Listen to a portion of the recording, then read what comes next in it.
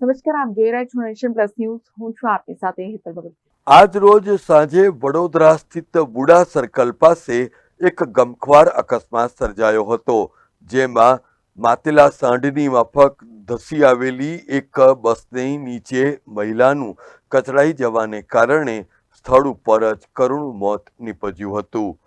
આધારભૂત માહિતી અનુસાર GJ06BX0158 નંબરની બસ જે બુડા સર્કલથી પસાર થઈ રહી હતી, ત્યારે આ બસના ડ્રાઈવરે આગળ ચાલી રહેલી મહિલાને અડફટમાં લીધી હતી, જેને પરિણામે આ મહિલાનું સ્થળ ઉપર જ કરુણ મોત નીપજ્યું હતું.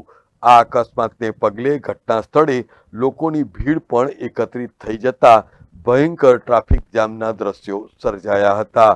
આ બનાવની જાણ સ્થાનિક પોલીસને અને એમ્બ્યુલન્સને પણ કરવામાં આવતા 108 પણ ઘટના સ્થળે દોડી આવી હતી.